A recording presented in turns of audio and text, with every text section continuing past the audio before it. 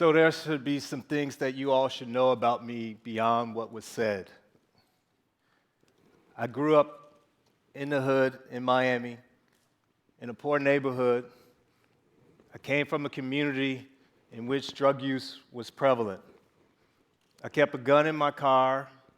I engaged in petty crime. I used and sold drugs. But as has been said, I stand before you today also, emphasis on also, a professor at Columbia University who studies drug addiction. And I know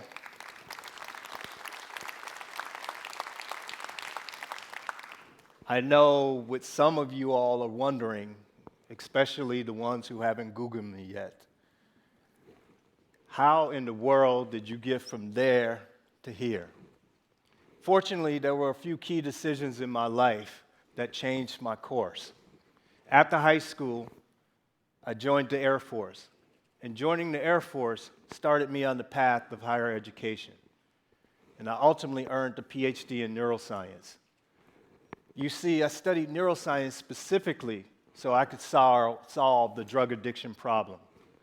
See, I fully believe that the crime and poverty in my community was a direct result of crack cocaine.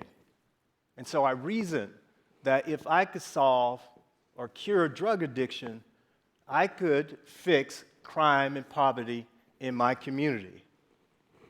So I was told, and I fully believed, that drugs like crack cocaine were so addictive that the user only needed one hit to become addicted. So in 1986, when Congress passed laws punishing crack cocaine trafficking violations 100 times more harshly than those for powder cocaine, I thought that was quite appropriate. I mean, after all, 16 of the Congressional Black Caucus members voted for this legislation. I thought it sent the clear message to crack users and dealers in places like my old community that we wouldn't tolerate them destroying the neighborhood or the community. But I was unprepared for what I would learn as I went about making my contribution to the study of the neurobiology of drug addiction. And ultimately, this new information that I learned changed how I viewed the role of drugs in the whole poverty crime cycle. I first began questioning my thinking when I discovered that drugs like crack cocaine were not as addictive as we had been told. There is no drug in which the user uses one time and becomes addicted. In fact, 80 to 90% of the people who use illegal drugs are not addicts. They don't have a drug problem. I think I need to say that again. 80 to 90% of the people who use illegal drugs don't have a drug problem. Most are responsible members of our society. They are employed. They pay their taxes. They take care of their families. And in some cases, they even become president of the United States. All three of these men reported illegal drug use when they were younger. Now, my point is not to besmirch or tarnish the reputation of these men. They all serve their country. My point is this: their drug use did not result in an inevitable downward spiral leading to debauchery and addiction. And the experience of these men is the rule, not the exception. The overwhelming majority of drug users don't have a drug problem. Now, the notion or the idea or the basis for this one hit and you're hooked idea comes from experiments conducted in the 1960s and 1970s.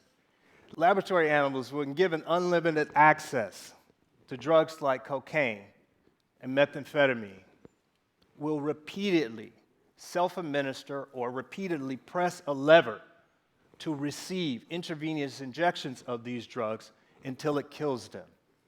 These early experiments provided evidence for the drug-seeking into death notion. But that's not the whole story. In the cages in these experiments that I'm explaining or describing contain nothing else but a lever leading to intravenous drug injections. The most interesting part of the story for me, however, is what happened when the animals were presented with an alternative as well as the drug lever. The alternative being something like a sexually receptive mate or a sweet treat. When given an option, animals do not self-administer drugs until death.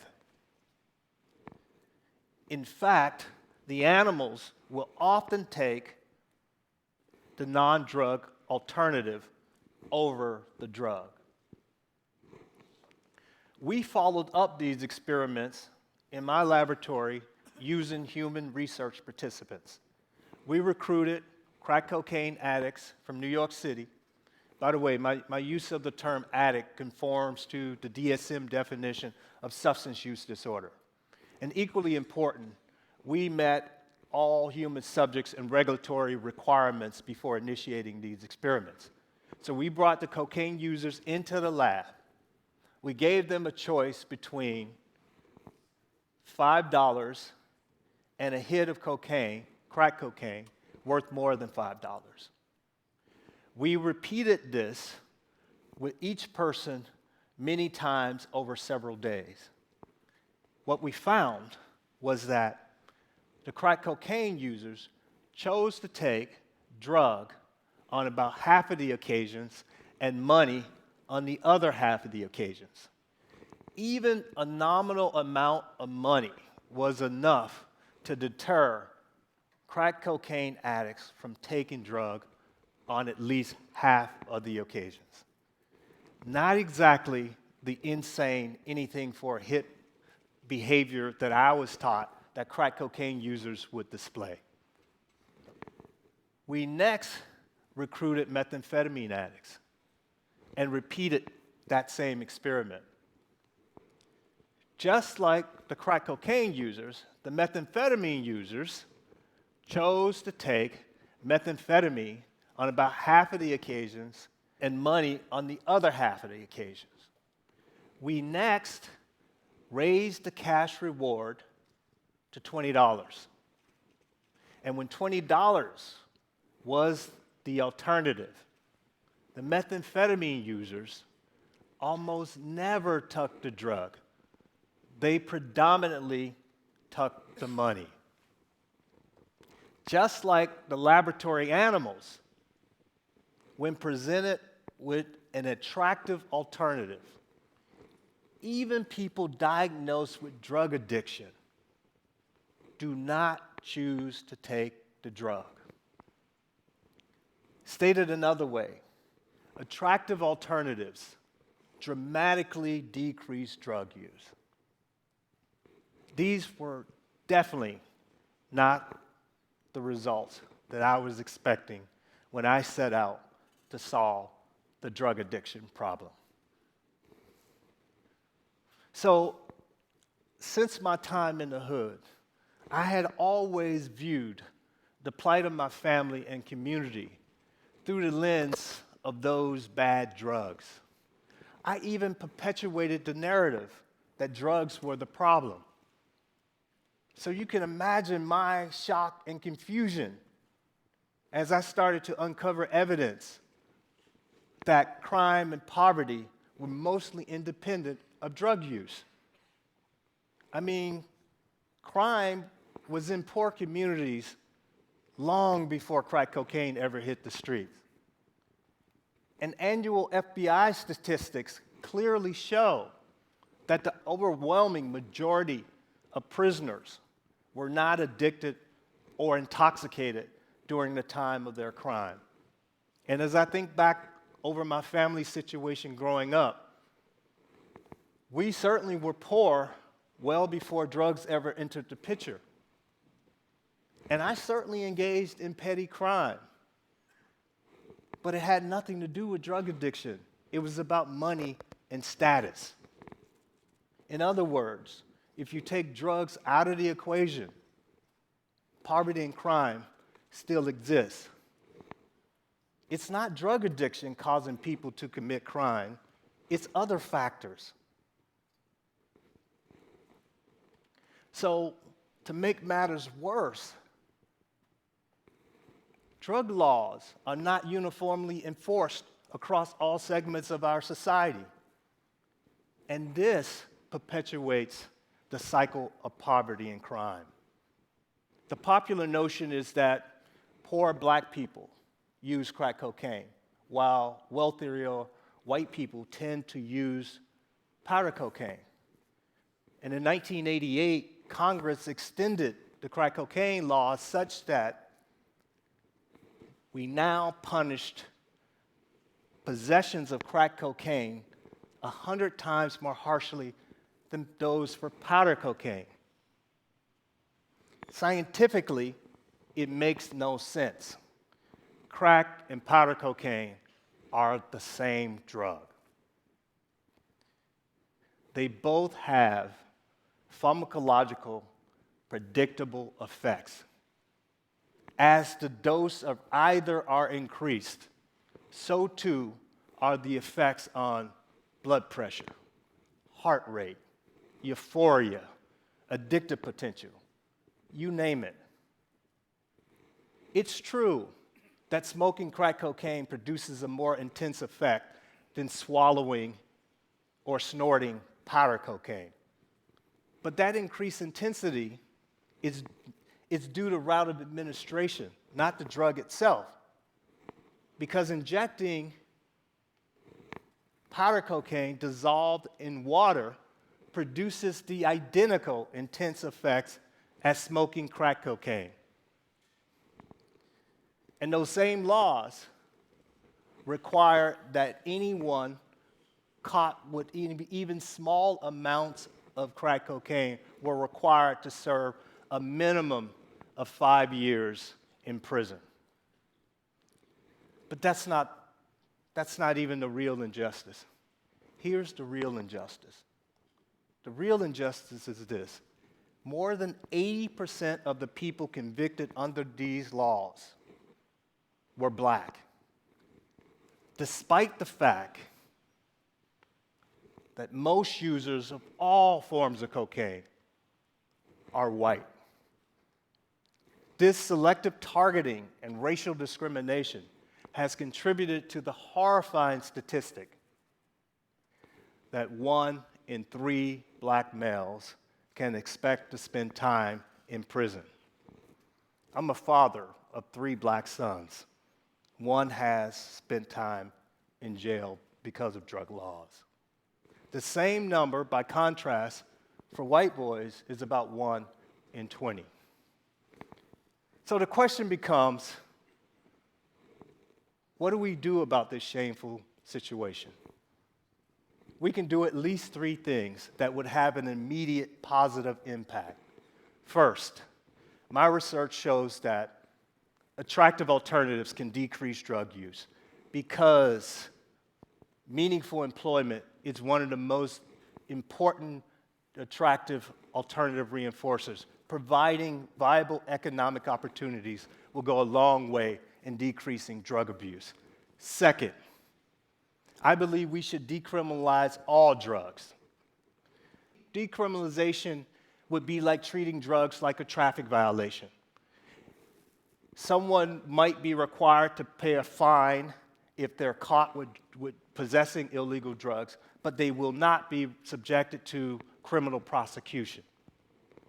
When you consider this fact, each year we arrest 1.5 million people in this country for drug law violations, and 80% of those folks are for simple drug possession. Decriminalization of possession would have a huge impact. Countries such as Portugal and the Czech Republic have already decriminalized drugs Their drug using rates and overdose rates are lower than ours in the United States and are equal to or lower than their European neighbors. But under decriminalization, significant portions of their society are not stigmatized, marginalized, and unfairly incarcerated. If our goal in the United States is to have a legal system that treats everyone fairly, one that's just, then we must change the way we criminalize and selectively enforce drug laws. Third, I believe science should be driving our drug policy and drug education, even if it makes you and me uncomfortable. The first step is to be honest about drug use. If we're honest, we can decrease the number of people who die from drugs dramatically. Here's just one example about being honest. 75% of the people who die from a heroin-related overdose death do so because they combine heroin with another sedative, like alcohol or benzodiazepine.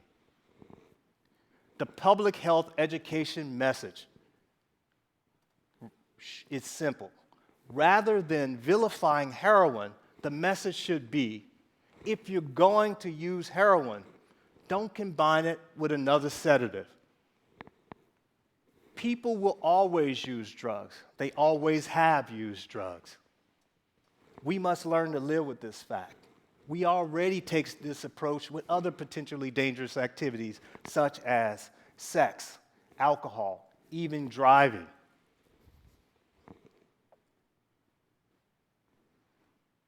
I've come a long way since the mean streets of Miami, and even a longer way since the starry-eyed young man who wanted to eradicate drugs as the best way to deal with the drug problem.